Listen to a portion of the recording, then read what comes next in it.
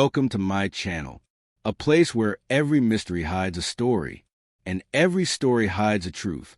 In the midst of forgotten streets, footsteps echo through the silence, and the faint glow of a lamp guards secrets that refuse to die. Every clue matters. A torn letter, a fading footprint, even the sound of a clock ticking in the dark. Here, doubt becomes a puzzle, and puzzles lead us to the heart of the unknown. So prepare your mind, watch closely, and listen carefully, because the shadows are speaking, and the truth is waiting to be found. This is where every case begins. Welcome to my channel. Asterisk. Chapter 1. The Teething Ring at the Funeral. It was on one of those colorless February mornings, bleak and brimming with mist, that I found myself once again in the comforting disorder of Baker Street. The air inside our familiar sitting room, made thick with tobacco smoke and the faint scent of damp wool. Holmes, as ever, was at his violin, though not in pursuit of melody but of distraction, his bow attacking the strings in aimless staccato. He had been, in his words, utterly starved of stimulation for several days. It was then that the letter arrived, an envelope of thick cream vellum sealed in black wax and edged in mourning.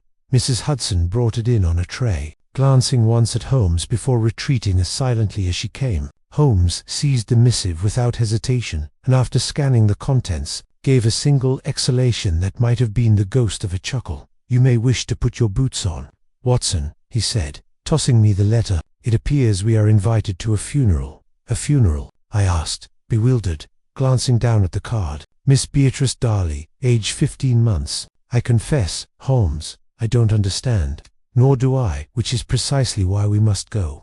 We arrived at the Darley estate, an imposing Tudor manor in Surrey, under a sky heavy with rain. The grounds were cluttered with leafless yews, and a chill that seeped into the marrow. The Darleys I had heard of in passing, old money, landowners with a respectable lineage, and whispers of slow decline behind gilded doors. The funeral was a quiet affair, private and sparsely attended. In the drawing-room afterward, Mrs. Henrietta Darley sat pale and unmoving, her gaze fixed on the fireplace as if attempting to will it to life. Her husband, Colonel Edward Darley, stood stiff and shell-shocked, holding a tumbler of brandy that trembled slightly in his hand. Holmes made our presence known discreetly, bowing with solemnity. "We offer our deepest condolences," he said, "though I fear your note implied you required something beyond sympathy." Colonel Darley nodded, his lips thin and white. "It is my wife who insisted. Please, you must speak with her." We were led into a study by a butler whose shoes made no sound. "There," Mrs. Darley spoke at last. "I know it's absurd," she whispered, "and that grief clouds the mind, but I cannot shake the feeling that, my daughter's death was not natural. Beatrice was well just days ago, laughing, cutting her third tooth." Holmes tilted his head slightly. "What was the official cause?" "Apnoea in the night. That's what Dr. Briggs said. But there's something else, something the nursemaid found." She reached into a small velvet pouch resting in her lap, and withdrew an ivory teething ring round, innocent, faintly yellowed by time. Holmes took it delicately, holding it by the edges as though it might burn him. On one edge, carved in shallow lines, were 3 letters. R.V.T. Watson leaned closer. "Initials?" Mrs. Darley nodded. "No one in our household has those initials. No relatives, no friends, and yet this was tucked beneath Beatrice's pillow the morning she died. Not her usual ring." Holmes turned the object over in his fingers, his face unreadable. "And the original?" "Missing. This one was not hers." There was silence then, heavy and uneasy, broken only by the grandfather clock's slow, mournful ticking. Holmes's brow furrowed ever so slightly. "May I speak with the child's nurse?" "She's in her room upstairs. Mary Chandler."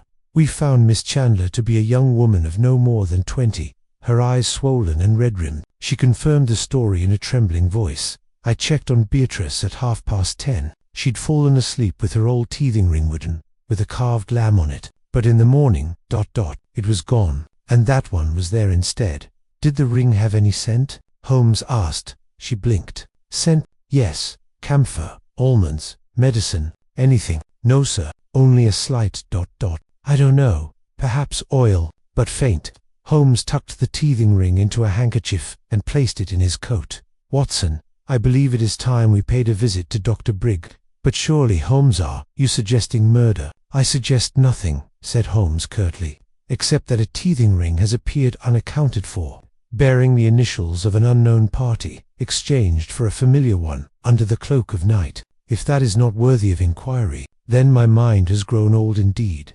Outside, the mist was thickening, curling around the hedges like smoke dot. As we stepped back into the carriage, Holmes leaned toward me and murmured low, "There is something very wrong here, Watson, and it does not begin with death but with substitution."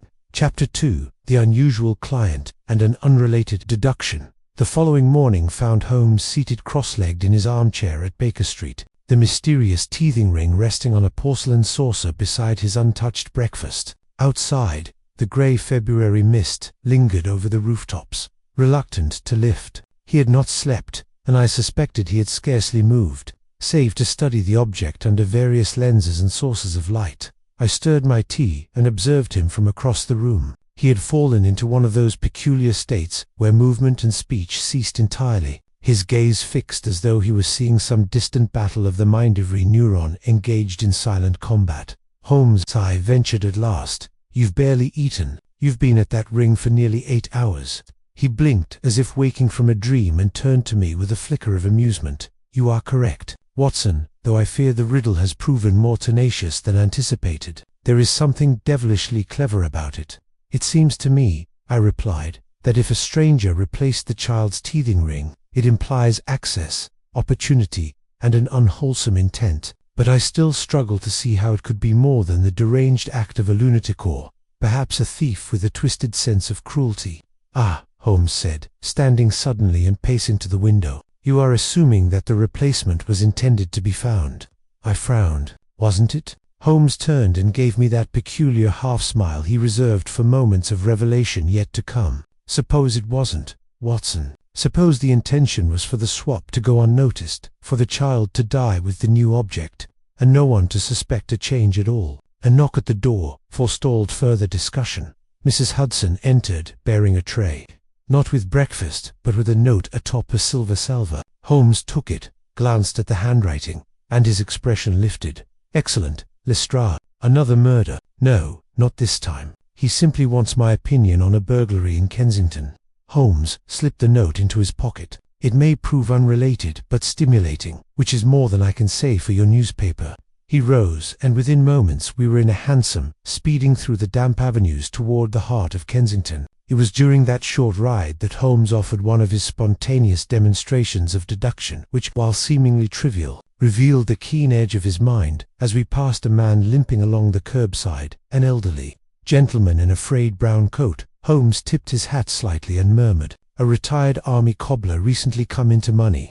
I gave a small laugh. "Holmes, really, you must explain that." "The gait, my dear Watson. A military limp wounded in the right hip. His boots a regulation issue, though resoled by hand, and worn to the left. A cobbler's precision, but army origin. As for the money, he carries a new leather satchel and a gold pocket watch that is plainly not worn in. Likely an inheritance, or a regimental pension backpaid. You could be a Tienela, only with better evidence," Holmes replied dryly. We soon arrived at a townhouse in a leafy square, where Lestrade greeted us with his usual mix of irritation and hope. The burglary, as it turned out, was unremarkable. A few silver heirlooms taken, a window forced from the rear, and a broken watch left behind almost certainly dropped by the thief. In his escape, Holmes examined the watch for less than a minute before handing it back. "Your man is a picklock who's grown careless. Look to the local fencing shops. You'll find your thief by Wednesday." Lestrade looked unimpressed. "You make it sound so easy, only because it is." As we stepped back into the cab, I said, "And yet you expended no more than 2 glances on it. That doesn't strike you as peculiar." "It strikes me as typical, Watson. What is peculiar is a dead infant whose teething ring has been deliberately replaced with one bearing mysterious initials."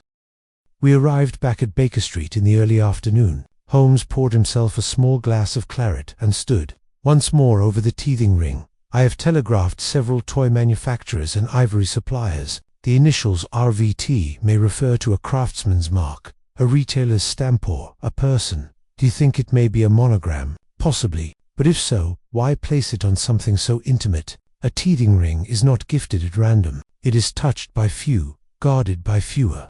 Holmes walked to the hearth and placed a hand on the mantel. His voice dropped. "There is also another possibility, Watson. The ring may not have killed the child, but its presence might reveal something worse. Worse. Someone had access to the nursery. Someone capable of deceit, of replacing an object unnoticed. That suggests familiarity, perhaps even trust." He turned to me then with a grave look. "We are not dealing with a madman or an opportunist. We are dealing with someone with a purpose and, perhaps, a plan not yet complete." Outside, a raven cawed sharply from a chimney pot. Holmes didn't flinch. "Tomorrow," he said, "we return to Surrey. I want a second look at that nursery, but this time, I intend to look for what isn't there." Chapter 3. The nursery without a market was a dismal Tuesday when Holmes and I returned to the Darley estate, the carriage jolting along the rutted drive as fog crept like a silent army across the frost-bitten lawn. The manor looked no less sombre than it had days before, its windows dark-eyed and drawn. But this time, Holmes was not here to offer condolences. He was here to observe. Colonel Darley received us at the door with a perfunctory nod. He appeared no less stiff, but there was something new in his bearing, perhaps a wariness or the burden of unspoken guilt. He gestured wordlessly and led us to the nursery on the second floor, where Miss Chandler was already waiting, her hands clasped tightly in front of her apron. The room was as one might expect for a child of wealth, and privilege-frilled linens, a carved cradle of cherry wood, a small chest filled with playthings of wood and ivory, and beside the window, a rocking chair with a knitted shawl still slung across its back. Everything appeared in order, but that, I knew, would not satisfy Holmes. He stood motionless for a full minute upon entering, his gaze not fixed on any one thing, but sweeping the room in what I had come to call his first impression pass. He seemed to note the way the afternoon light slanted through the drawn lace curtains, the distance between the cradle and the chest of toys, the tiny scuff marks upon the wainscot. I could almost hear his thoughts ticking. "Miss Chandler," he said at last, "I'd like you to walk us through the night in question, precisely as you recall it. Even the smallest detail may matter." "Yes, sir," she replied, her voice still trembling. "I put Miss Beatrice down just after 10. She'd had her milk, and I remember she was clutching her little lamb teething ring. I turned down the lamps, left the nursery door slightly ajar, and went to my own room down the hall." "Anyone enter the room afterward?" "No, sir, not to my knowledge, but the house is large, and ... She hesitated. "And truthfully, sir, I didn't check again until morning." Holmes nodded, stepping toward the cradle. He leaned over and examined the mattress seam, the headboard, the floorboards beneath. "No signs of struggle, intrusion, or disarray," he murmured, "but no scent, either." "Beg pardon?" I asked. Holmes pulled a small glass vial from his pocket and uncorked it. Inside was a tightly packed swab of gauze soaked in distilled alcohol. "Odors, Watson. Most criminals forget the evidence of the nose." This ring he retrieved the substituted teething ring from his coat pocket. "Still wrapped in linen, has no scent of milk, lavender, or the child. It has a faint trace of linseed oil and leather, most likely from a pouch or glove." He moved to the toy chest next and began lifting items with careful fingers, setting each one down in silence. Dolls, a carved bird, a wheeled dog. Then he paused over a little silver rattle. "This has been recently polished," he said. Miss Chandler blinked. "Yes, sir. It's old. Her grandmother's. I keep it clean." Holmes handed it to me. "What do you see, Watson?" I examined the rattle. "Well, it's exquisite craftsmanship, engraved ivory handle, light balanced, but ... Look again." Then I noticed it on the underside of the handle, a tiny nick, not from wear, but sharp, recent, and angular, as if it had been dropped or pressed against something. Holmes gave a short nod. "We'll come back to that." He moved next to the window and ran a finger along the sill. Then, curiously, he turned and approached the fireplace. A faint smile played at the corner of his mouth. "Now this," he said. "This is where the scene becomes interesting." He knelt before the hearth and withdrew a small lens from his jacket. Peering along the inside edge of the fender, he motioned me over. "There, Watson. Do you see?" At first I saw only soot, but under closer scrutiny I noted something finer, particles of dark wool caught in the brass grate. Not the fibers of a rug or blanket, but of something heavier, fabric with a tighter weave. Holmes rose and faced the nurse, Miss Chandler, who among the household staff wears dark wool trousers. She hesitated. "Well, the footman, Mr. Dorsey, and the coachman sometimes," in colder weather, and neither has cause to be in this room. No, sir. Holmes began to pace. So either one of them entered, unbidden, or someone wearing such material was here. Someone who wished not to be seen and sat, for a time, at the fire. He stopped suddenly and turned. Where was the child's nurse log? The log. Miss Chandler looked confused. Yes, most nurseries of such households maintain one recording temperature, diet, health, visitors. Where is it? She moved to the writing desk by the wall and opened a drawer. Inside lay a slim-bound book with a green ribbon. Holmes accepted it and began to flip through the pages, his finger pausing 2/3 of the way through. There are entries for every day, until 3 nights before Beatrice's death. Then, nothing. Miss Chandler blinked, but he recorded every minor rash and feeding interval, but suddenly went silent. I think not. He snapped the book shut and looked to me. Someone removed the pages, Watson, and not carelessly. The binding shows no signs of tearing. They were sliced out. At that, Colonel Darley entered quietly. He looked from Holmes to Miss Chandler, and then at the journal in Holmes's hand. I came to see if you required tea, he said. Holmes turned slowly. Tea may come in due course, Colonel, but I require something more useful. Your staff, has anyone left your employ recently? The Colonel's brow furrowed. No one, though the maid who occasionally helped in the nursery Unshay fell ill and left 2 weeks ago. Left suddenly? Yes. Holmes's eyes narrowed ever so slightly. Then I believe it is time I spoke with an eye. Chapter 4. The gathering of suspects. Parlor into which we were shown late that afternoon bore the faded grandeur of an estate in slow decline. Velvet curtains dulled by sun, a fraying rug beneath polished furniture, and portraits with eyes too stern to be merely decorative. Holmes stood near the mantel, a shadow across his expression, while I sat with notebook in hand, preparing to record what was to come. Colonel Darley, after a terse discussion with his housekeeper, had summoned the household staff to the parlor for what he referred to as a clarifying conversation. But Holmes, who had already paced the nursery, the corridor, and now this room, was orchestrating more than conversation. He was watching them arrive. One by one they entered. First was Miss Chandler, the nursemaid already familiar to us, pale, composed, and with an anxiety she could not quite conceal. She sat rigidly at the edge of a chair, eyes fixed downward, as if still bearing the child's death upon her shoulders.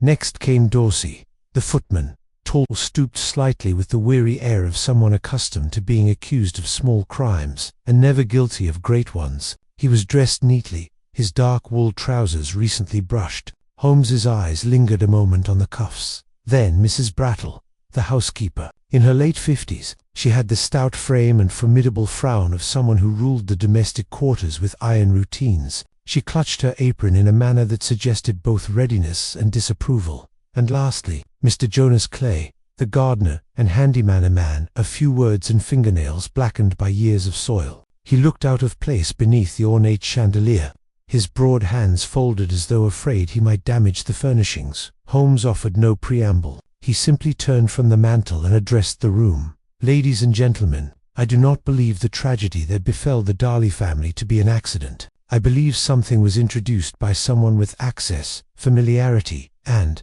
perhaps, motive. I am not here to accuse, I am here to listen. A ripple of discomfort passed through the assembled staff. He began with Dorsey. You were on night duty the evening Miss Beatrice passed away. Yes, sir, the man replied, voice level. I checked the doors before midnight. Then I sat in the hallway for an hour or so. Nothing unusual. Holmes nodded. Did you speak to anyone? No, sir. Everyone had retired. I heard the Colonel's study door close around 11. That was all. And Miss Chandler, did you leave your room at any point after placing the child to bed? She looked up, startled. No, sir. I was exhausted. I slept until morning. Holmes's voice remained soft. Yet the child's ring was swapped. Either you didn't wake or someone was remarkably quiet. She looked stricken but said nothing. He turned next to Mrs. Brattle. Have you ever seen this? He asked, revealing the ivory teething ring on its cloth. The housekeeper stepped forward and peered at it. No, sir, that's not one of ours. You're certain? We inventory the child's effects weekly. Nothing with those initials. Never. Have you known any RV? No, sir. Holmes's eyes barely shifted. And yet this was under Beatrice's pillow. Mrs. Brattle glanced at the ring again and took a small, unconscious step back. Holmes moved on. Mr. Clay, your duties don't bring you inside, I presume. The gardener shrugged. Sometimes the cellar, or to carry firewood, rarely upstairs. Still, Holmes said, a household has eyes in every corner. Have you seen anything out of place? Anyone where they ought not to be? Clay scratched at his chin. Can't say I have, but he hesitated. That young madam, before she left, she seemed frightened. She'd ask odd questions, about visitors, about locked rooms, and she'd walk the corridors at night.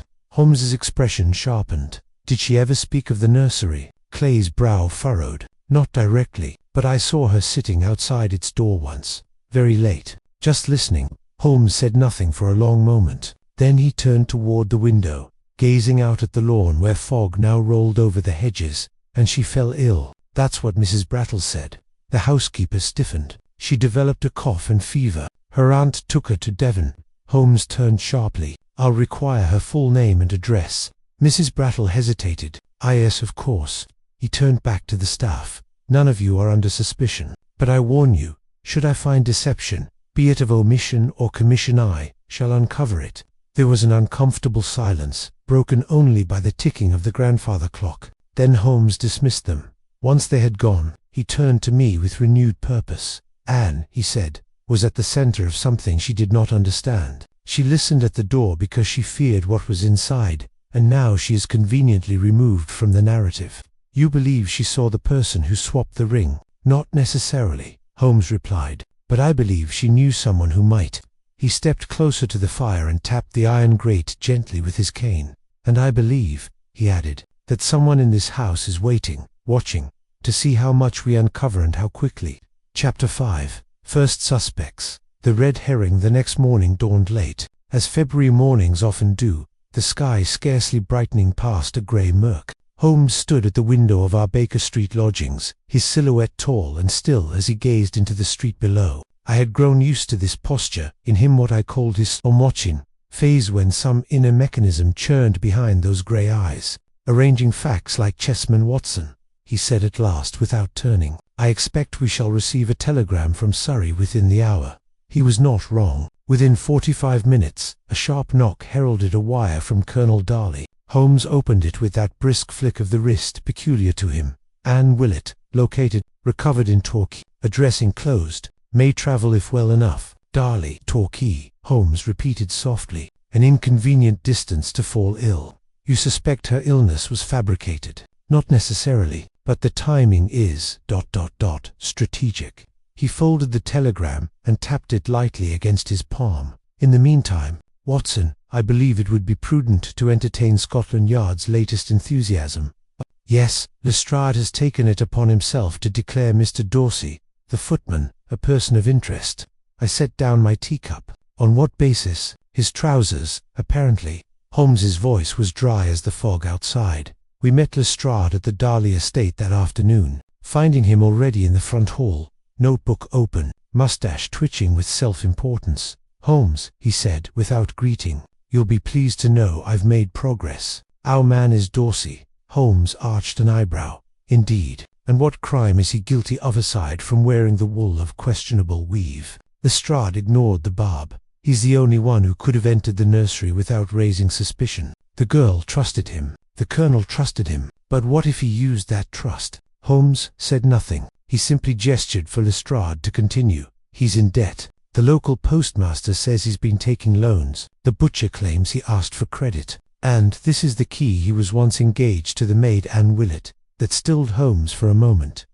Indeed, they had a falling out a month ago. Word is, she ended it abruptly. And you believe that links him to the teething ring? I believe, Lestrade said with some satisfaction, that Dorsey planted the ring to frighten the household or Anne. Perhaps he meant no harm, only a message. But the girl died. Holmes tapped the side of his cane on the floor once, softly. Would you care to interview him in front of me? Lestrade sniffed. He was waiting in the study. We found Dorsey seated stiffly in a leather-backed chair, hands folded in his lap, eyes steady. He rose when Holmes entered. Sit, please, Holmes said quietly. No need for performance. Lestrade began briskly. You knew Anne Willett well. Dorsey nodded. We were engaged. Why did it end? A pause. She was frightened. Dorsey said at last. Not of me, but of this place. She said there were things she overheard, voices, movement, people walking where they shouldn't. Lestrade scribbled furiously. Did she say who? No, only that she'd seen someone leave the nursery once, but when she tried to follow, he vanished. Holmes raised a hand. Vanished. She said it was like he melted into the dark, as if he'd known she was there. Holmes's eyes narrowed. And what did she say about the teething ring? Nothing. I didn't even know it had been changed until you told me. Lestrade leaned forward. Mr. Dorsey, you are in debt. You had a motive to act out, perhaps to extort, or to frighten. Did you enter the nursery that night? No. Did you switch the ring? No. Holmes interjected then, gently. Mr. Dorsey, when did you last speak with Anne? 2 weeks ago. She sent a note from Torquay, said she was safe. That was all. Holmes nodded slowly, then turned to Lestrade. You see, Inspector, this is not our man. Lestrade bristled. But the motive, the access to simple, to clean, the timing is suggestive, but not decisive. Dorsey may have made mistakes, but not this one. The psychology is wrong. Lestrade slammed his notebook shut. Then who is our man? Holmes did not answer. Instead, he stepped toward the fireplace, where the ring still lay wrapped in its linen. Watson, he said suddenly, do you recall the nick on the rattle? Yes, beneath the handle, as if it had been pressed into something. I believe it was not pressed, Holmes said quietly. It was scraped, as though it had been used not as a toy but as a wedge. I blinked. A wedge. Holmes turned to face us both. I believe someone used it to pry open a compartment, likely in the nursery. Dorsey stood then, confused. But what compartment? Holmes gave a half smile. That, Mr. Dorsey, is what we shall now discover. He turned on his heel and strode from the room, already forming the next move in a game only he could see in full. And as I followed, I could not help but think, the red herring had swum close, but the true predator had yet to surface. Chapter 6. The Secret Clue, a Hidden Inconsistency. Late afternoon sun had begun its slow retreat behind the leafless oaks of the Darley estate as Holmes and I returned once more to the nursery. It was our third visit, and I confess I found myself disoriented by the room's innocence. No trace of death lingered here, only the echo of lullabies, the scent of linen and lavender. Yet Holmes moved through the space with singular purpose, as though some unseen residue clung to the walls. He held the silver rattle in one gloved hand, turning it thoughtfully. The small nick beneath the handle caught the light like a crescent wound. I've seen this once before, he murmured. An object repurposed its value not in its form, but its edge. He knelt beside the toy chest and began to press methodically along its seams, his fingers hunting with the delicacy of a pianist. I stood by the window, notebook in hand, half doubting this latest pursuit until I heard a faint click. Holmes looked up sharply. Beneath the lowest plank of the toy chest, hidden along the grain and flush with the base, he pried out a narrow panel. A cavity no wider than a book lay behind it. I stepped forward. What is it, Holmes? A hiding place, he said softly, and something was here not long ago. Inside the cavity was only a faint impression in the dust, the ghost of something rectangular. Holmes brushed the interior once with his handkerchief, and then stood, eyes already turning inward. Watson, note the dimensions, roughly 7 by 4 inches, parchment or paper most likely, possibly bound. It was removed recently. See how the dust has yet to resettle. Then we're looking for a book, perhaps, or a ledger, something someone feared would be discovered. He turned toward the door, and they used the rattle to gain entry. Clever but not clever enough. We descended at once, Holmes moving swiftly through the hall to find Colonel Darley, who sat in his study by the fire, looking older than his years. Colonel, Holmes said, without ceremony, was your daughter ever in possession of a small book, something you might call a keepsake, perhaps gifted by a relative or nursemaid? The Colonel blinked. A book? Yes, her godmother gave her a tiny prayer book. Why? When did you last see it? I can't recall. A week ago, perhaps longer. Holmes's mouth drew to a line. And has anyone had access to her belongings in recent days? Darley frowned. Only Chandler, I would think, and the housekeeper, now and again. Thank you, Holmes replied. As we exited the study, I turned to him. You believe the missing object is the book? Something of the sort. But the question, Watson, is why it was hidden in the first place. One does not bury a child's prayer book beneath a floorboard unless it contains more than scripture. We returned to Baker Street that evening, the fog following us like a dog that refused to be shaken. Holmes retired to his desk and lit his pipe, the teething ring and rattle arranged before him like ritual tools. He was uncharacteristically quiet, which often meant that the cogs of reason were locked on a single thorn. It was just past midnight when he spoke again. "Watson," he said, "do you remember the initials carved into the ring? RVT. Yes, I had assumed them to be a monogram, but I now suspect they are something else." He reached for a thick almanac from the shelf, flipping it open and scanning the entries with quick precision. "There," he said, pointing. "Royal Victoria Teething Company, a short-lived outfit based in Wapping, specialized in custom-made infant accessories. Disbanded 3 years ago." Then the ring could date back several years, indeed, which makes it far older than the child who last held it. Holmes leaned back in his chair, fingers steepled. That ring was not new. It was reused, given with purpose. It once belonged to another child, one connected somehow to the person who placed it there. I sat forward. "And if we find the original owner... then we shall find the link," Holmes finished. "The link that binds the crime to its deeper motive." A knock on the door interrupted us. To our surprise, Mrs. Hudson entered, carrying a telegram. "Urgent," she said simply, placing it on the table. Holmes read it aloud. "Anne Willett arrived London tonight, under escort. Weak but coherent. Requests audience with Mr. Holmes immediately. Lodging at Duke's Rest on Fleet, Darley." Holmes stood instantly. Coherent at last. Then it begins to unravel. We arrived at the Duke's Rest within the hour. The modest inn bore the markings of discretion, place for quiet returns and unremarkable guests. Anne Willett was lodged on the second floor, her room dim but warm. She lay propped against a pillow, her complexion pallid, but her eyes clear. "Miss Willett," Holmes said softly, taking the chair beside her bed. "You asked for me." She nodded. "I saw something." Before I left, Holmes waited, still as stone. 3 nights before the baby died, I heard a sound in the nursery. I went to look, but didn't enter. I saw a figure kneeling by the chest. I thought it was Chandler at first, but it wasn't. "Who was it?" She swallowed. "It was Mrs. Brattle, the housekeeper." Watson and I exchanged a glance. She didn't see me, but she was hiding something. She opened the floorboard. I'd never even known it was there, and placed a book inside. "A book?" She nodded weakly. "Small red cover, like a diary." Holmes rose slowly, as if a pressure had lifted from his shoulders. "Thank you, Miss Willett. You have done something very brave." As we stepped into the corridor, Holmes whispered. She tried to hide the truth, but instead she exposed the design. I paused. "The book?" "No, Watson. The pattern. Someone feared a record. Someone is covering tracks. And Mrs. Brattle, she's no nursemaid," I finished. Holmes turned, his face lit not with triumph, but a colder anticipation. "She is our opening into the deeper crime."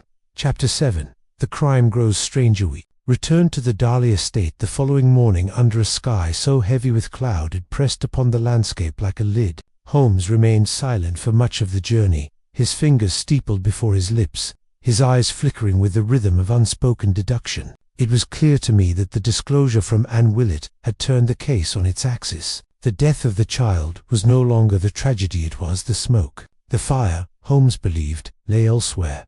Upon arrival, we were received not by Colonel Darley, but by a maid, who informed us that Mrs. Brattle had left the house early that morning, claiming a sudden need to visit a sick cousin in Croydon. Holmes said nothing in reply, only turned toward me with a look that was not surprise but confirmation. "She is fleeing," he said as we climbed the stair, "and people flee only when they realize their illusion has fractured." We made directly for the nursery. Holmes went once more to the toy chest, knelt, and removed the hidden panel with calm efficiency. As before, the cavity lay empty, but now he examined its edge, estracing the inner grain, the faint scrape, the slight indentation of removed weight. "She placed the book here," Holmes murmured, "but someone removed it after." He arose and moved to the writing desk, rifling through its drawers with gentle precision. Then, with a hum of interest, he extracted a slip of pale blue paper. "Ah!" He handed it to me. "Delivery order. Vanwell and Sons. Antiquities and stationery. Fulfilled. 1 custom binding case. Red leather. 4 by 6 inches. Ordered by H. Brattle." Holmes straightened. She had the book rebound, but why? What could have been inside worth such trouble? We were pondering this when Miss Chandler appeared in the doorway, pale and breathless. "Mr. Holmes, sir, there's something you must see."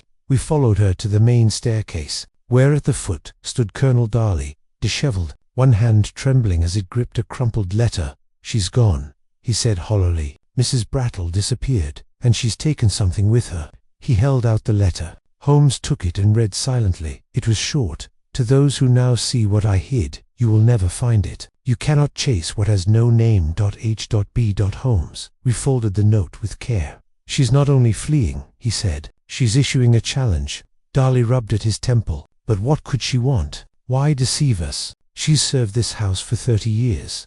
Holmes looked at him, the expression in his eyes unreadable. "Tell me, Colonel, do you know the name Clarissa Vale?" The Colonel froze. "Where did you hear that name?" "She was a wet nurse employed here long before your daughter's birth. Dismissed quietly, I presume, and now buried in every record I've tried to trace." Darley exhaled slowly, as though air had become too costly to waste. "She was dismissed after an incident with my sister."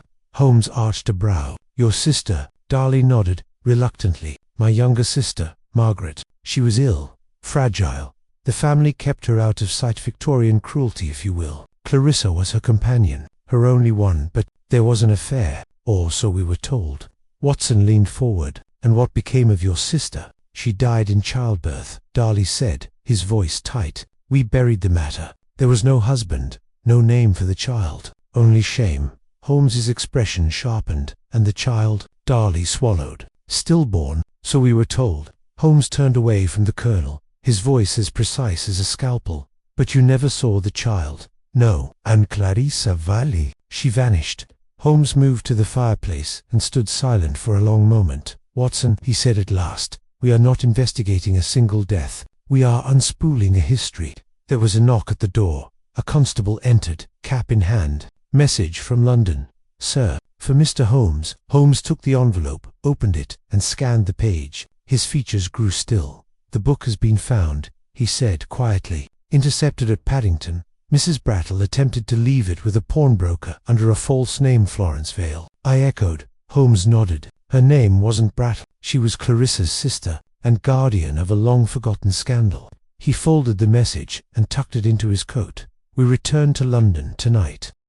That evening, in the quiet of our Baker Street sitting room, Holmes opened the recovered book, a slim red volume, the leather supple, the pages yellowed with time. It was not a prayer book, it was a diary. The ink was faded, the script delicate, and at the top of the first page, beneath a flourish of trembling letters, was a name, Margaret Darley, 1886. Holmes read silently, lips moving only slightly. Then, with a sigh that sounded almost like pity, he passed the book to me. "It wasn't stillborn, Watson," he murmured. "The child lived." I stared down at the words. "He has her eyes. And though they say I must forget, I will write each day so that I do not. If ever he is lost, this shall find him." And suddenly, the teething ring was no longer just a curiosity. It was a breadcrumb, a relic, a message from a buried life. Chapter 8. Holmes tests a theory. The gaslight in our Baker Street sitting room flickered faintly as Holmes sat hunched over Margaret Darley's diary, turning the fragile pages with an almost reverent care. Outside, the city moved with its usual nocturnal rhythm. Carriages clattered, distant bells chimed, but inside our little room the only sound was the faint scratch of Holmes' pencil as he jotted unseen deductions into the margins of a notepad. "I must say, Holmes," I remarked, still reeling from the revelations, "the implications of this diary are staggering. A hidden birth, a surviving child, and now a dead infant with a teething ring that belonged to someone else." "Precisely," Holmes replied, not looking up. "But the question is not who placed the ring under Beatrice's pillow. We now know that. Or rather, Miss Florence Vale. The question is why she did so now. After all these years, do you believe Beatrice was killed because of this old secret?" "No," he said. "I believe Beatrice's death was convenient, but not intended. The real crime is older and unfinished." He stood abruptly and crossed to the window, tapping the pane with his long finger. "We must return to Surrey, Watson. Tonight." I blinked. "At this hour." Holmes turned to me, his eyes bright. "I have a theory, and like all theories, it must be tested against reality. There is one person left who may hold a piece of this puzzle, even if they do not know it. We arrived at the Darley estate near midnight, and were greeted at the door not by a servant, but by Colonel Darley himself. now wearing a dressing gown and a haunted expression. He ushered us in with a glance that suggested sleep had evaded him entirely. "Holmes," he said, voice low, "have you found something?" Holmes did not answer directly. Instead, he made for the drawing room, motioning the Colonel and me to follow. Once inside, Holmes laid the diary on the table. "Colonel, this book, Margaret's diary, was hidden for nearly 4 decades. Your family believed her child was stillborn. That was a lie told to preserve reputation."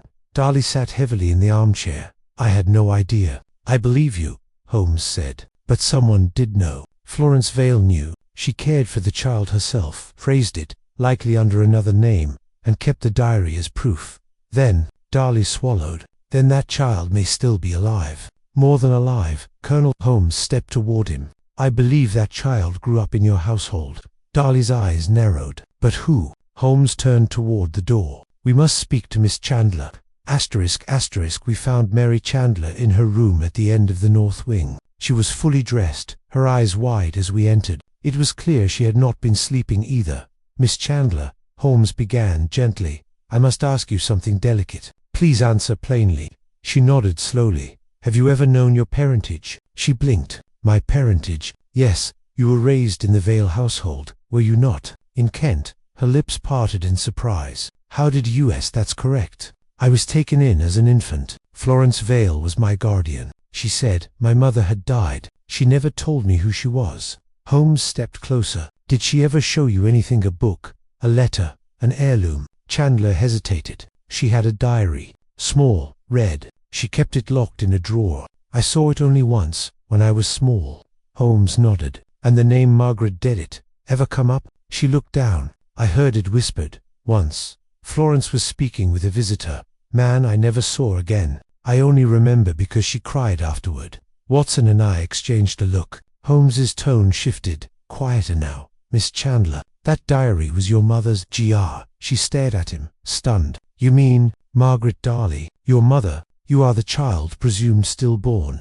She sat down, visibly trembling. "Then my whole life, you were protected," Holmes said, "and kept from the scandal your mother could not survive." She shook her head. "But, Beatrice, why would Florence?" Holmes stepped away, his eyes narrowing as he paced. "I believe Florence discovered something perhaps recently that made her fear Beatrice's position in the family. She may have come to believe Beatrice was in danger or that her life symbolized a legacy unjustly claimed. The ring, I now think, was a gesture, a message, meant for Colonel Darley, to say what?" Holmes stopped at the hearth. "To say, your daughter lives, but not the one you think."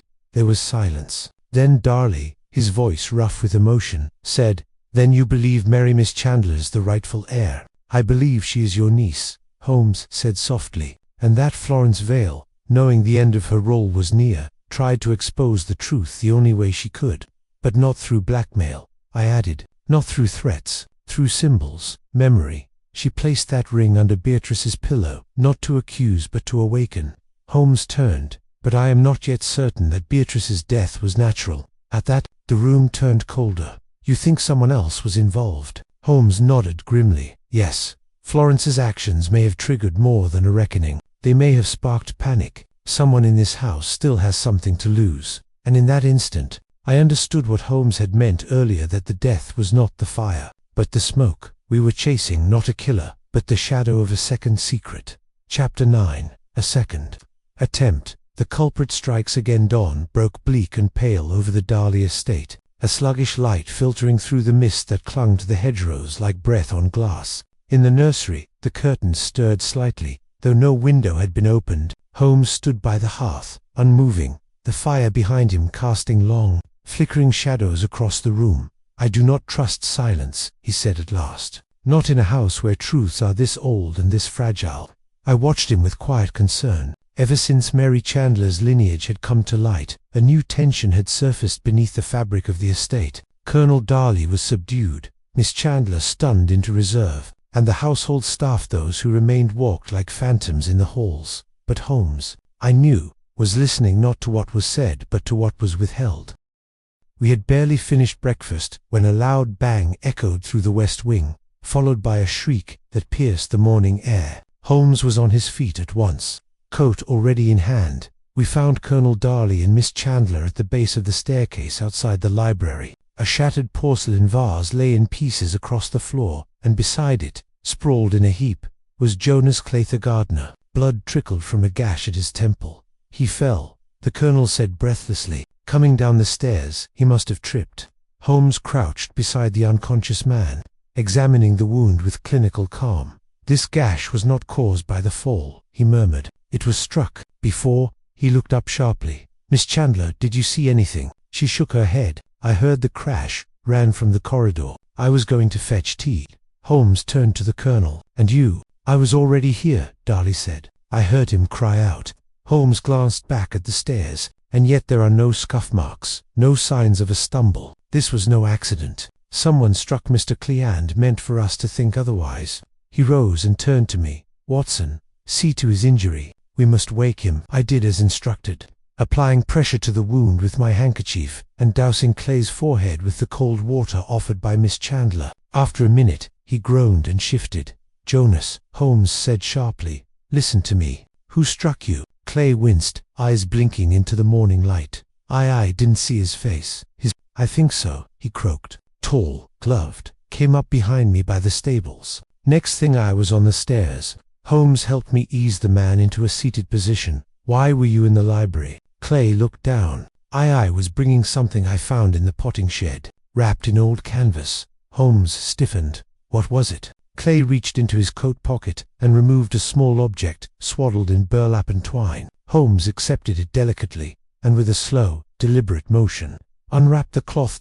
Inside was a silver locket, its chain tangled and tarnished. Holmes opened it. On one side, a faded photograph of a woman, Margaret Darley, unmistakably. On the other, a lock of dark hair and a small piece of ivory, a fragment of a teething ring. Dear God, I whispered. Holmes turned the locket over. There, barely visible, were initials etched into the back. MD, a keepsake, he murmured, kept by Florence Vale, hidden after Margaret's death, preserved through years of silence, and now nearly destroyed. He looked up. This was not an opportunistic blow, Watson. This was surgical. Someone knew Jonas had found this, followed him, and tried to ensure it was lost.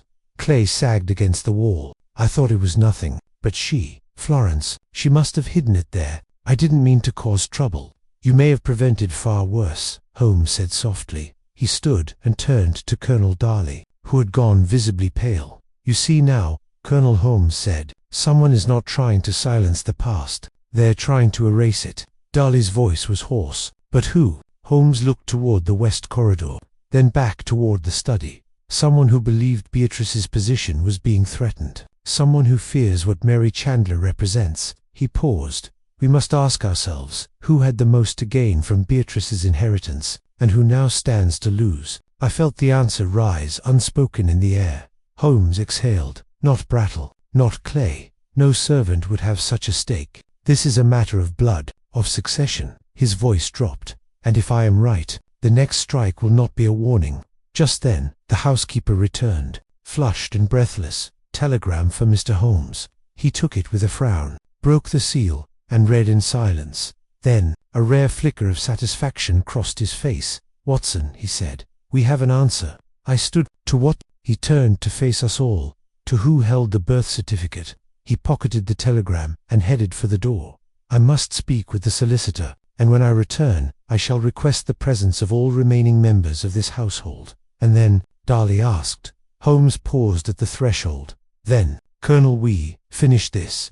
Chapter 10. The true motive begins to surface. The light was beginning to fade by the time Holmes returned from London, his silhouette emerging from the fog like a figure torn from a darker tale. His coat, streaked with sleet, clung to his frame like armor, and in his gloved hand he held a small document pouch, sealed with red wax. I could tell from the tautness in his features that his theory had solidified, and with it, the quiet rage he often reserved for crimes born of cunning, not impulse. Colonel Darley met us in the study, a fire crackling faintly behind him, though he himself looked cold. Mary Chandler sat nearby, her face pale but composed. Jonas Clay remained upstairs, recovering from his blow. The rest of the staff, what remained of them, had been sent away for the evening. Holmes placed the pouch on the table and unfastened it. This, he said, lifting a single folded parchment, is the original birth certificate of Mary Margaret Vale, signed in 1886,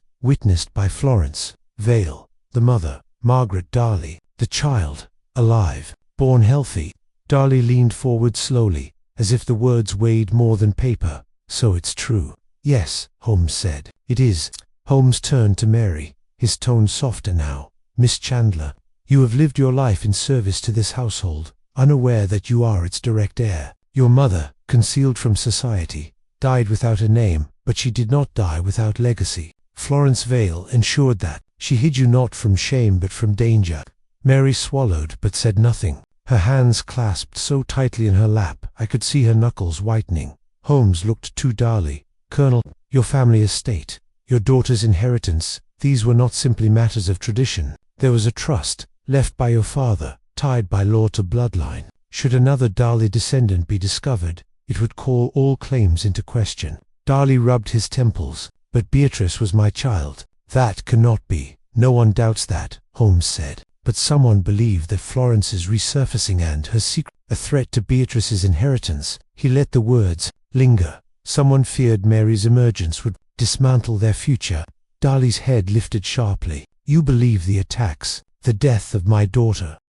Not at your hand, Holmes said quickly, but at the hands of someone close enough to the estate to benefit directly from Beatrice's loss. And from Mary's obscurity. He walked to the window, peered briefly into the gloom, and turned back. Consider the facts. Florence Vale placed the ring in Beatrice's room as a symbolic gesture, hoping the truth would emerge gently. Instead, Beatrice was found dead. Then a diary vanished, a locket nearly destroyed, a gardener attacked before he could speak. Each event speaks not of grief or confusion, but control. Each was a measured attempt to suppress one person on Mary. Mary stared at the hearth, unmoving. But why would anyone? I never wanted anything. I never knew.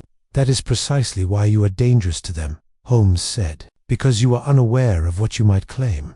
Watson leaned forward. Then who would benefit from silencing Mary and Beatrice? Holmes looked directly at Colonel Darley. Have you amended your will recently? Darley hesitated, then gave a small nod. Yes, 2 months ago, after Beatrice's first illness, I designated her guardian should anything happen to me. Holmes's voice was quiet. And the guardian? Darley looked away. My brother, Harold. A silence settled over the room like a dropped shroud. I sent him abroad years ago. Darley continued. But recently, he returned. Quietly. He has been staying in Sussex, at a small manor we inherited from an aunt. I didn't think it relevant. Holmes's eyes narrowed. He had motive. He had the resources. And, I suspect, he had help.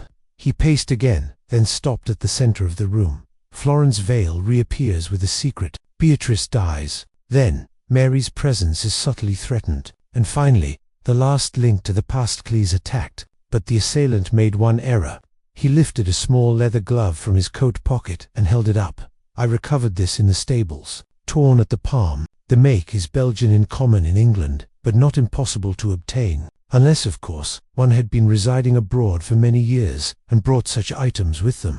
Holmes looked between us all. Mr. Harold Darley was never far from this estate. I believe he returned not simply to visit, but to ensure that no one else could claim what he deemed his. There was a sharp knock at the door. It was Lestrade. Holmes crossed the room and opened it. Did you find him? Lestrade nodded. Caught him at Paddington. He'd taken a private carriage to London. Had a trunk with him papers, a forged will draft, and travel documents to Belgium. Claimed he was heading to Antwerp for business, but he'd bought a one-way ticket. Holmes turned to Darley. He will answer for it. Darley slumped into his chair. My brother, I never imagined. Few criminals wear masks. Holmes said softly. The most dangerous simply wear patience. He looked once more to Mary, who had not moved. I'm sorry, she said faintly. I didn't want any of this.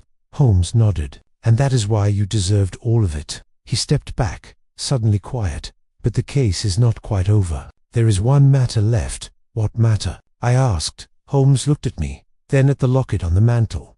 The locket, the ring, the diary. They were not simply clues. They were Florence Vale's confession. And they led us to a crime deeper than inheritance. They led us to the preservation of a name. He turned, his voice low. She did not kill Beatrice, but she knew someone might try. And so she acted not to accuse, but to leave behind enough light for us to follow. A long silence passed. The fire cracked once. Outside, the wind was rising. Chapter 11. The Bate Holmes grand strategy. It was nearing midnight when we returned once more to the Darley estate. But Holmes showed no sign of weariness. If anything, his movements grew more precise as the hour grew later, as though he drew strength from the hush of night. The air in the great hall was still, and the portraits seemed to lean in, listening. "I do not believe Harold Darley acted alone," Holmes said as we passed through the corridor toward the nursery. "An orchestrated silence such as this requires a second-hander whisperer, not a striker." "You suspect someone still in the house?" I asked. "Not suspect, no," Holmes replied. "There is one final snare left to spring." He paused at the nursery door and glanced toward the hearth. "We must let the last player show their hand." I knew better than to press him when he entered such a phase of calculation. Holmes had stepped past deduction, now he was composing a trap. Back in the study, he requested Colonel Darley and Mary Chandler join us. Lestrade was posted by the door, discreet but ready. The atmosphere felt theatrical, as if we stood on the stage of a play none of us had read, save one. Holmes placed the red-bound diary at the center of the table beside the locket and teething ring. "Mary," he said gently, "may I ask you to remain seated here for the next hour? Speak to no one unless I return." She nodded quietly. "Colonel, you and Lestrade will stay in the adjoining parlor, just beyond the corridor. No sound, no movement." "Agreed." The colonel, still pale from the revelations of the previous day, gave a mute nod. Holmes turned to me last. "You and I, Watson, will return to the nursery." I followed without question. Once inside, Holmes doused the lamp, save for a single candle on the windowsill. The shadows pooled around us like spilled ink. Holmes moved to the corner near the rocking chair and sat silently, motioning for me to do the same. Minutes passed. Then, a quarter-hour. At last, I heard a faint creak from the hallway floorboards, a whisper of weight against old wood. Holmes leaned forward slightly, his face unreadable. Another creak. The door opened soundlessly, and a figure stepped into the careful, gloved. They moved toward the toy chest, slowly, deliberately. Their hand reached beneath the panel, where the diary had once rested. Holmes stood. "Good evening." The figure froze. A gasp and then a turn. The hood fell back. It was Miss Chandler. She stared at Holmes, her mouth open, eyes wide, expression shattered between fear and defiance. "Mary," I said, startled. "But why?" Holmes's voice was calm but firm. "She isn't Mary Chandler, Watson. Not truly. Florence Vale gave her that name, but she grew up knowing only whispers and shadows. Her real name was hidden even from her, and then it was given back far too quickly." He stepped closer to her. "You found the diary first, didn't you? Long before the ring, perhaps when Florence fell ill. You read your mother's words. You learned who you were."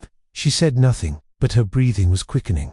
"You loved this house," Holmes went on, "but not as a nursemaid, not in silence. You saw what you might have been, what Beatrice was, and Florence, who had protected you all your life, tried to bring the truth to light. She thought it might restore, not destroy." Holmes's tone turned colder. "But you couldn't wait." "No," she cried suddenly, voice high and frayed. "You don't know what it's like to be invisible in the house of your own blood." I stood frozen. "She promised," Mary went on. "She said one day they'd know, that it wasn't time yet. But I saw the looks, the way the colonel handed Beatrice to the governess like she was a crown. I was there every day, holding that child, feeding her, and all the while I was the one with Darley blood." Holmes remained still. "So you killed Beatrice?" "No," she snapped, her eyes wild with tears. "I didn't mean to. I only meant to take the ring, leave it in her crib, make Florence act faster. But she was teething that night. Chi-Chi started to cry. I tried to soothe her. I rocked her too hard. She wouldn't stop. Her voice broke. Holmes said nothing. I panicked. She whispered. When I saw what I'd done, I wiped everything, hid the diary again. I told Florence later that I had found the ring under the child's pillow, that someone else had placed it there. And Florence believed you," Holmes said quietly. "She thought her plan had backfired. She blamed herself. That's why she tried to destroy the evidence. The ring, the locket. She thought she had endangered you."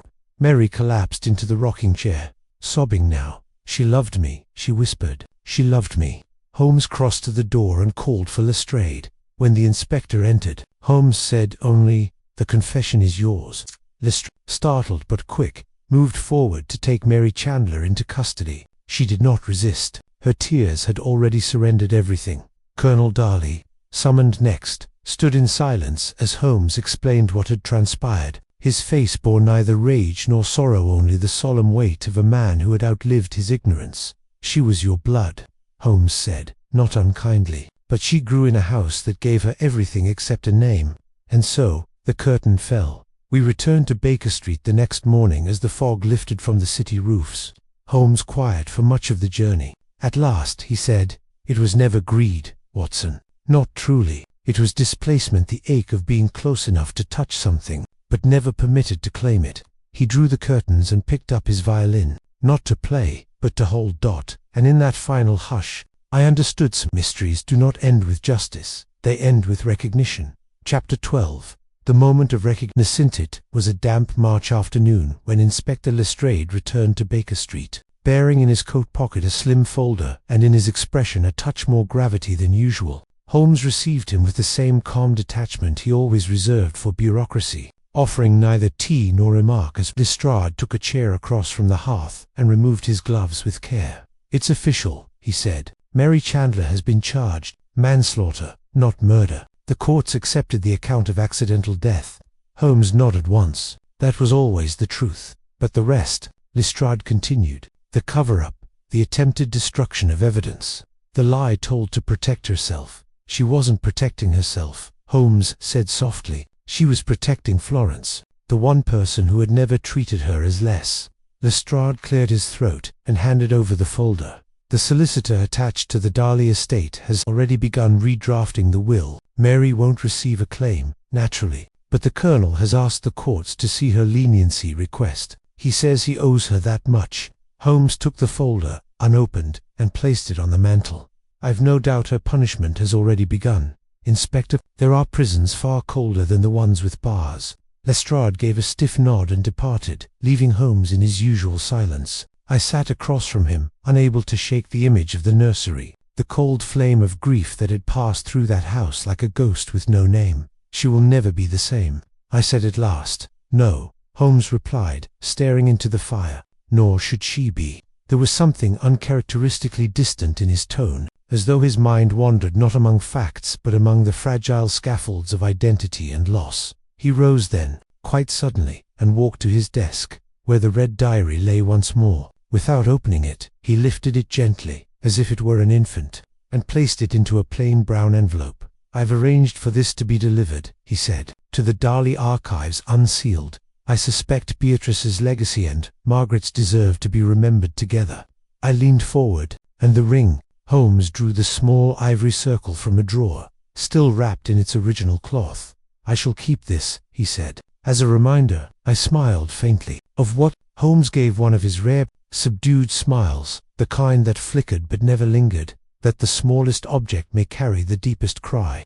We said no more of it for the day, but it was not the end. Later that week, we received a letter, not from the Darleys, nor from Lestrade, but from a local nurse in Holloway Prison. It contained only a paragraph. "She spends her days reading, mostly, never speaks of the case. But she asked me one question, Mr. Holmes. She asked if you believed she was wicked. I did not answer. She said it didn't matter, that the silence was the punishment, not the cell." Holmes read the note twice before tucking it into his violin case without comment. I could see something in his eyes, a sorrow unspoken. At present, the world outside our window continued with indifference. Carriages rattled. Rain fell. Life, in its usual fashion, resumed. But in our sitting room, something remained suspended, not the mystery, which had been solved, but the echo of it.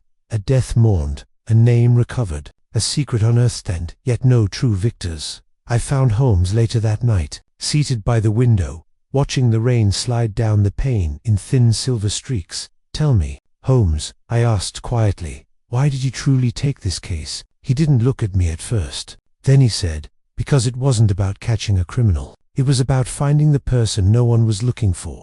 A beat of silence, and in doing so, he added, "I found something I had almost forgotten." I frowned. What was that? His eyes met mine, solemn and sincere. "That even among loss, there is room for recognition." and sometimes that is all we are truly chasing. He turned back to the window, and I let the quiet hold. Outside, the fog rolled on soft, relentless, and unburdened. But within, we knew the case of the teething ring had ended, not in triumph, but in truth, and that, Holmes believed, was enough. Chapter 13. The final attempt to escape. It was nearing the end of March when a peculiar telegram arrived at Baker's, unsigned, and written in a tight, slanted script. Holmes read it once, expression unreadable, then passed it silently to me, mistakes unburied. He is not finished. Watch the train from Lewes. Midnight. I looked up. Is this from Lestrade? No, Holmes murmured, his voice low. This is from someone who has been watching us closely. He moved to the fireplace and stirred the coals as though trying to divine something from their shifting glow. Watson, he said, without looking up. There are cases that end in confession, others in confrontation, but this one has yet to close the circle. I frowned. You believe there is another actor? I know it, Holmes replied sharply. Mary was the knife butt, not the hand. She acted with emotion, not calculation, and someone very close to her, steered the blade. I recalled the nurse's letter from Holloway, Mary's strange silence, her lack of insistence. It had struck me at the time, but I had dismissed it as the haze of grief. Holmes turned suddenly. We leave for Lucenau. We arrived in the coastal town under cover of night. The wind blew bitter along the tracks, and the lanterns along the platform gutters flickered, as if uneasy with what they lit. Holmes and I took our place in a shadowed alcove near the signal box, the steam of passing trains mingling with the mist in ghostly whirls. Midnight came, and with it, the Cloverfield nightliner freight train from Brighton that often carried little more than documents and the occasional passenger car used by low-ranking dignitaries, or those who sought anonymity. Holmes's eyes scanned the slow approach of the train, the wheels shrieking softly against the rails. Then I saw Ita's shadow, slipping from the rearmost car, darting across the gravel like a fox between hounds. Holmes was already in motion. We followed in silence, boots muffled by the damp grass beyond the station. The figure, unaware, moved quickly toward a row of old seaside boarding houses, shuttered for the season. Holmes motioned for me to circle around. I obeyed. Flanking the figure from the opposite alley, he reached the rear of a narrow cottage and began jimmying a side window with practiced ease. Holmes waited, then stepped into the moonlight, going somewhere. Mr. Harold Darley. The man froze. Slowly he turned. The resemblance to Colonel Darley was grizzled, with a sharpness in the eyes that suggested survival, not honor. You're too late, Harold said, voice calm. It's already done.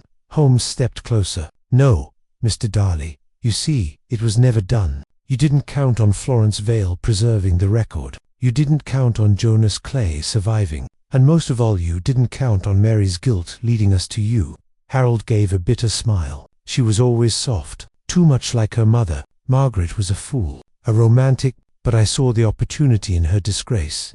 You profited from it, Holmes said coldly. The trust, the inheritance. You lived abroad on Darley funds, wearing the mask of exile. It was owed, Harold snapped. My brother squandered the family name in silence. I kept it alive. I managed what he never had the spine to face. And Beatrice, Harold's jaw tightened. Beatrice was a child, a pawn. I didn't want her dead, but once Florence started stirring ghosts, the girl's position was no longer secure. I knew the will had been updated. Mary could be convinced she deserved better. You played her, Holmes said flatly. I revealed her truth to her. I gave her what her life had lacked. You poisoned it, I said. Twisted a legacy into justification. He shrugged. Names are powerful things. Doctor, you should know. Holmes stepped forward now, voice quiet. But a name is not enough. A heart must be clean. And yours. He stopped. Listening. From the far side of the alley, two constables emerged. Lestrade among them. Harold's face flickered. He made two bolt, but Holmes was already there, pinning his arm with surprising strength. You've run long enough, Holmes whispered. Lestrade stepped in, binding the man's wrists. We've been tracking you since the locket was pawned. Holmes said nothing. He only watched as Harold Darley, former heir by omission, was taken into the night. ***. We returned to London the following day. The case, by all accounts, resolved. Back in the sitting room, Holmes lit a single match and held it beneath a torn page from Mary's diary, one she had written now crumpled. discarded. She wrote, he said, that she feared she had loved the lie more than the truth, that perhaps Harold had given her something she had wanted to believe. I said nothing. Holmes added the page to the fire and watched it curl. In the end, he said, her tragedy was not in what she did, but in how easily someone else gave her permission to do it. He turned to me. Watson, the worst crimes are not done in darkness, they're done in longing, in the hunger to belong. We sat in silence as the flames dimmed, the smoke curling toward the rafters, like the last echo of an unanswered name. Chapter 14. Holmes closes in. The final clue revealed. The morning after Harold Darley's arrest was unusually still. The chimneys of Baker Street puffed faintly against the pallid spring sky, and inside our sitting room, Holmes was already at works, leaves rolled, fingers stained with ink, and the entire length of the table covered in notes, sketches, and timelines arranged with maddening precision. I could tell that something still bothered him, something unresolved. I do not believe, he said at last, that Harold's involvement began with the ring. I looked up, but he admitted as much. Holmes tapped the edge of a scrap of paper, an inventory list of the Darley nursery contents compiled just before Beatrice's death. He admitted what was useful to admit, Holmes replied, but he did not explain how he learned of Mary's true identity. That is the question. I thought you believed Florence told him. Holmes shook his head. Florence Vale was many things: loyal, secretive, devoted, but not a traitor. She protected Mary's secret for decades. It is far more likely that someone else let the truth slip. Someone closer than either Mary or Harold realized. He stood, moving to the fireplace, and took down a note pinned beneath the mantel clock, a letter that had arrived late the previous evening. Do you recall this? He asked. I nodded. The anonymous note about the train. Exactly. We assumed it came from an outside informant, but I have since examined the ink, the slant, and even the pressure points on the parchment. It matches one other sample. He walked to his drawer, withdrew a second note, the page of the nursery logbook that had once gone missing, only to be later found misfiled among Beatrice's health records. Holmes held both notes side by side under the gas lamp. The ink, the slight tremble of the letters, the unusually wide spacing, it was unmistakable. Same hand, Holmes said quietly. Someone inside the house sent that warning. You mean? I leaned forward. Someone wanted Harold to be caught. Holmes gave a slow nod. And only one person fits that bill, someone who first concealed the truth, then revealed it when the plan became more monstrous than they had imagined. He crossed to the bookcase and removed a slim green volume, the revised will of Colonel Darley. Florence Vale's name appears nowhere in the record, Holmes murmured, but a line in the will drafted only months before the child's death grants co-guardianship to one person besides Harold. I felt a chill settle through me. Mrs.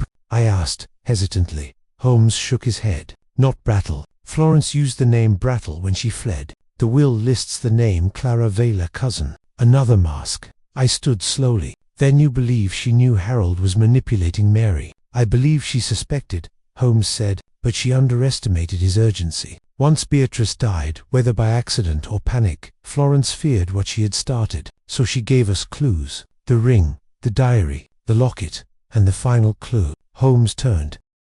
The nursery journal.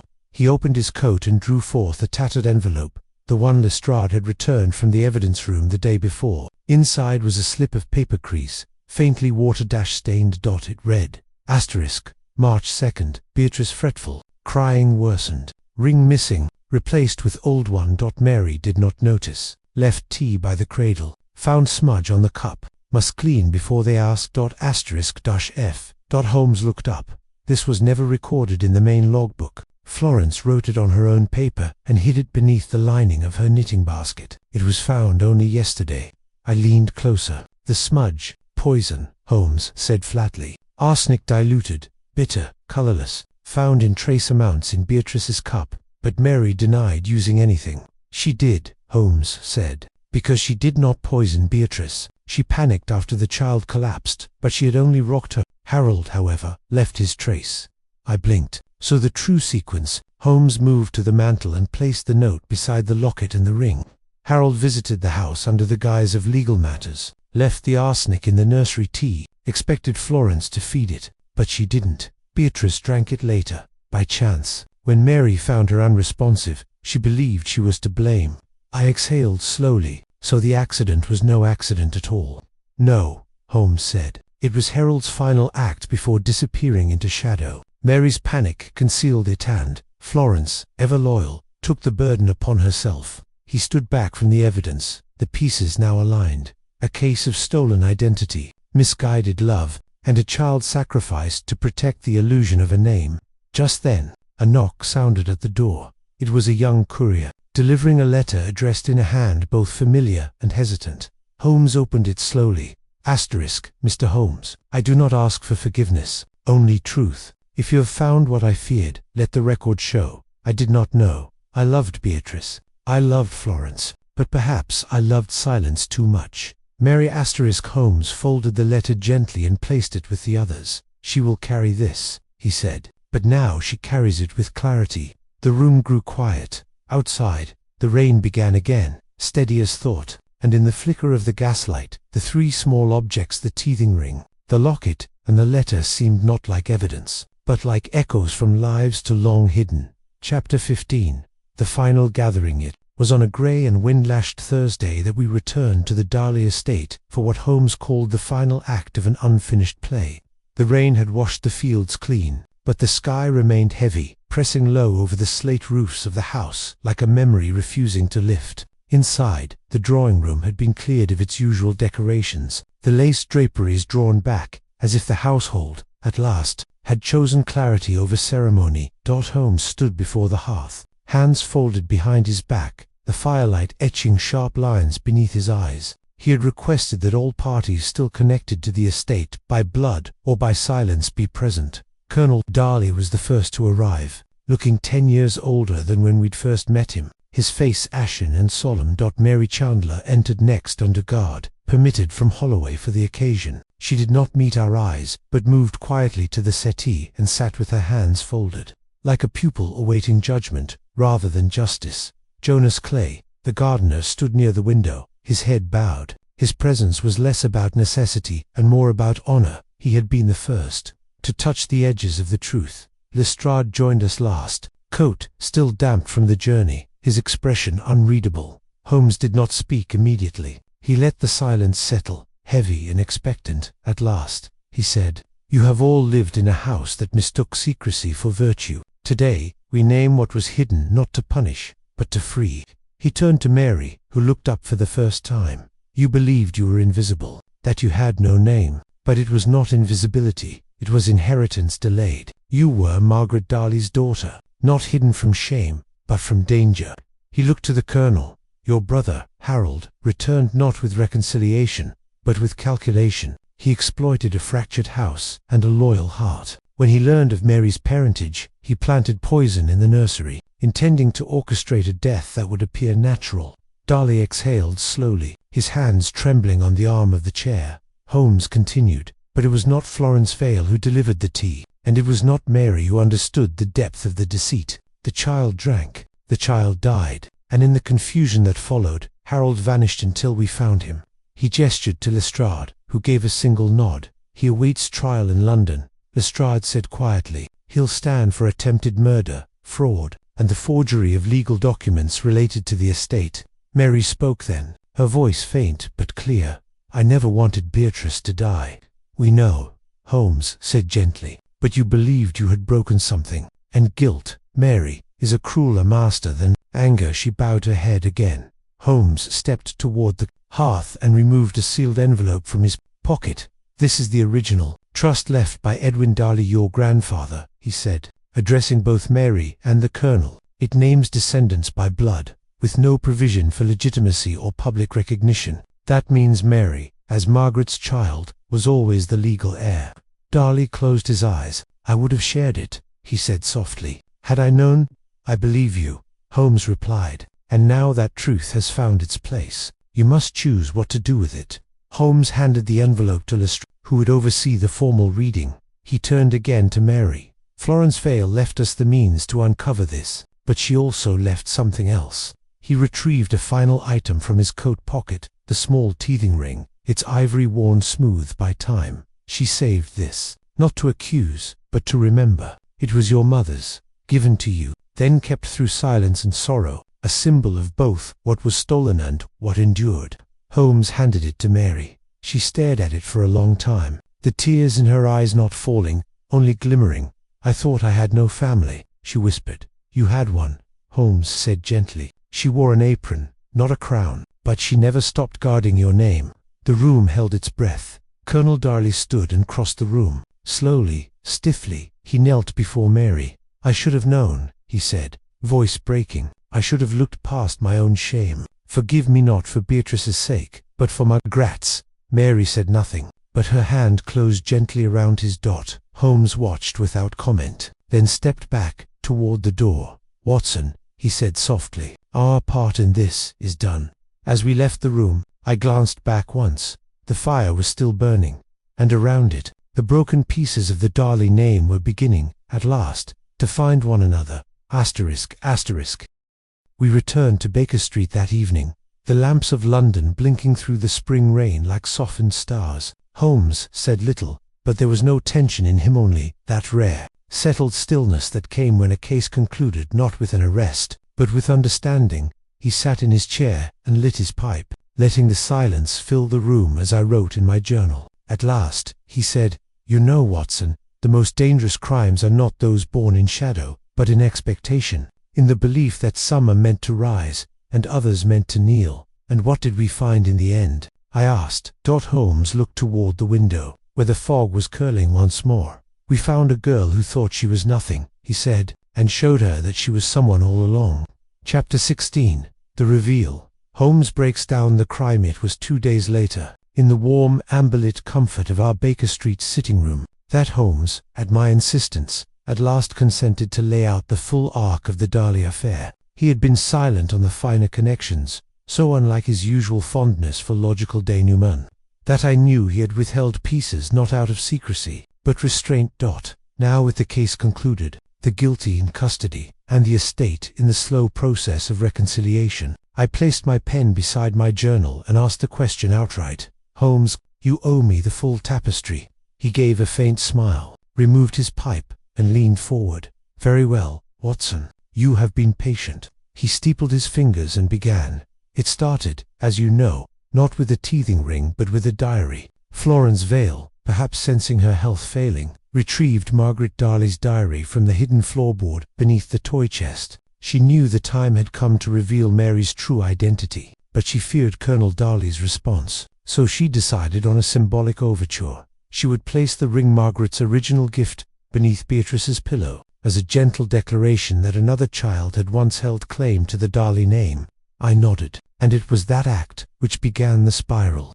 "Exactly," Holmes said, "but Florence's move was not made in secret. She was shined by someone else in the household. My belief is that Harold Darley had already been lurking on the estate, awaiting a moment to reassert himself, whether through a servant's error or by intercepting one of Florence's communications. He learned the truth. Mary was Margaret's child, but why poison Beatrice? I asked. Surely Florence's symbolic act wasn't enough to justify murder. Holmes's eyes darkened. No, but Harold understood what the diary meant. If Mary's lineage came to light before Colonel Darley's will was finalized, or worse, rewritten against it, could ruin Harold's financial hopes. He acted not out of vengeance, but preemption. Beatrice's death would freeze the legal structure in place and redirect suspicion inward. He poisoned the child's cup during one of his clandestine visits, hoping it would look like a tragic illness. But Mary discovered the child dying. I said, "She thought she was to blame."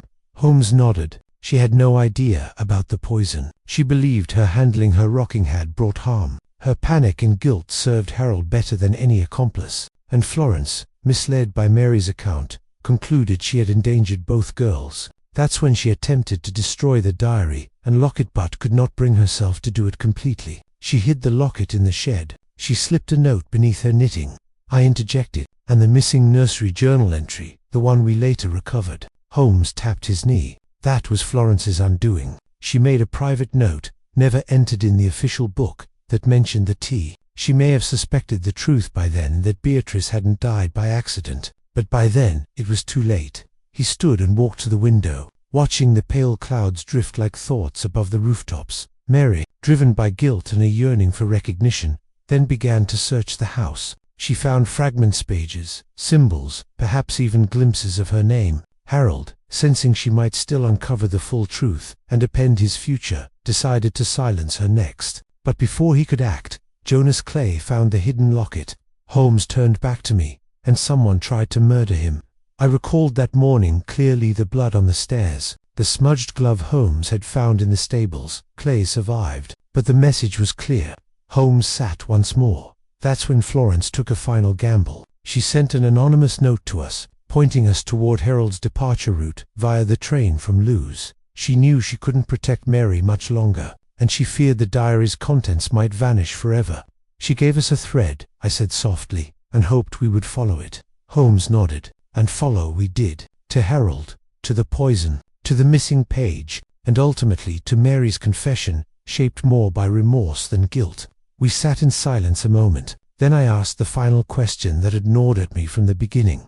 Why didn't Florence go straight to the authorities? Why the riddles, the symbols? Holmes's eyes softened. Because she had lived a life in shadows, Watson. Her only loyalty had been to a secret that no one else wished to see. Her symbols were acts of grace, not of evidence. She did not want revenge. She wanted Mary's name returned to her hands, not placed in a courtroom.